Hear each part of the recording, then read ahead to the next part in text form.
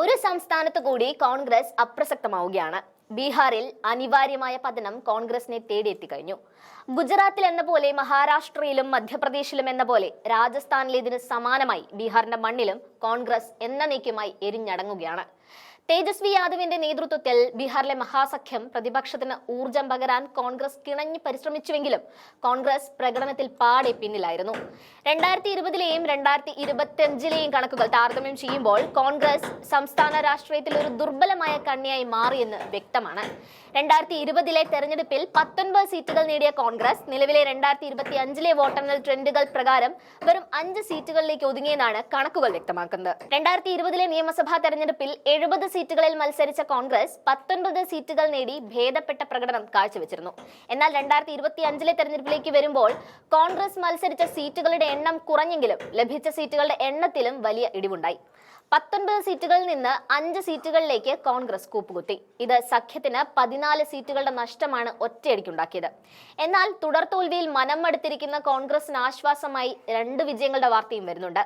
ഒന്ന് ഏറെക്കാലം ഭരണത്തിലിരുന്ന രാജസ്ഥാനിൽ നിന്നാണെങ്കിൽ മറ്റൊന്ന് ഇപ്പോൾ ഭരണത്തിലിരിക്കുന്ന നാമമാത്രമായ സംസ്ഥാനങ്ങളിലൊന്നായ തെലുങ്കാനയിൽ നിന്നാണ്. രാജസ്ഥാനിൽ BJP MLA കുറ്റകൃത്യത്തിൽ ശിക്ഷിക്കപ്പെട്ടതിനെ തുടർന്ന് ഉപതെരഞ്ഞെടുപ്പ് നടന്ന ആൻഡ്ര മണ്ഡലത്തിൽ കോൺഗ്രസ് തകർപ്പൻ ജയം നേടിയിരിക്കുകയാണ്. കോൺഗ്രസ് സ്ഥാനാർത്ഥി പ്രമോദ് ജെയിൻ 15,594 വോട്ടിനാണ് BJPയുടെ സിറ്റിംഗ് സീറ്റ് പിടിച്ചെടുത്തത്. ഇവിടെ BJP 3-ാം സ്ഥാനത്തേക്ക് പിന്തള്ളപ്പെട്ടു. BJPയുടെ മോർപാൽ സുമനെ പിന്തള്ളി സ്വതന്ത്ര സ്ഥാനാർത്ഥി നരേഷ് മീണയാണ് രണ്ടാമതെത്തിയത്. തെലങ്കാനയിലെ ജൂബിലി ഹിൽസ് മണ്ഡലത്തിലെ ഉപതെരഞ്ഞെടുപ്പിലാണ് കോൺഗ്രസ് സ്ഥാനാർത്ഥി ജയത്തിന് അരികെ എത്തി നിൽക്കുന്നത്. വോട്ടെണ്ണൽ പുരോഗമിക്കവേ കോൺഗ്രസ് സ്ഥാനാർത്ഥി നവീൻ യാദവ് ഏകദേശം 10,000 വോട്ടുകൾക്ക് മുന്നിലെത്തി സുരക്ഷിതമായ ലീഡ് നേടിക്കഴിഞ്ഞു.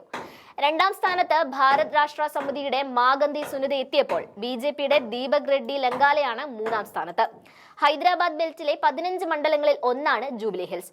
2023-ൽ ഭാരത് രാഷ്ട്ര സമിതിയുടെ മാഗന്തി ഗോപിനാഥ് വിജയിച്ച സീറ്റ് ഈ വർഷം ജൂണിൽ അദ്ദേഹത്തിന്റെ മരണത്തിന് ശേഷമാണ് തെരഞ്ഞെടുപ്പിലേക്ക് പോയത്. 2023-ലെ തെരഞ്ഞെടുപ്പിൽ കോൺഗ്രസ് സ്ഥാനാർത്ഥിയായി മത്സരിച്ച മുൻ ഇന്ത്യൻ ക്രിക്കറ്റ് കളിക്കാരനും ക്യാപ്റ്റനുമായ മുഹമ്മദ് അസ്റുദ്ദീനെയാണ് മാഗന്തി ഗോപിനാഥ് പരാജയപ്പെടുത്തിയത്. ഇത്തവണ കോൺഗ്രസിന്റെ ശക്തമായ പ്രകടനത്തിന് മറ്റൊരു കാരണം അസ്റുദ്ദീൻ ഒവൈസിയുടെ നേതൃത്വത്തിലുള്ള AIMIന്റെ പിന്തുണയാണെന്നും കാണാൻ സാധിക്കും. തെലങ്കാനയിലെയും രാജസ്ഥാനിലെയും ജയം കോൺഗ്രസിന് നൽകുന്ന ആത്മവിശ്വാസം വലുതാണ്. പ്രത്യേകിച്ച് പ്രതീക്ഷിക്കാത്ത വലിയ തിരിച്ചടി ബീഹാറിൽ നിന്ന് ലഭിച്ച സാഹചര്യത്തിൽ എന്നും പറയേണ്ടി വരും.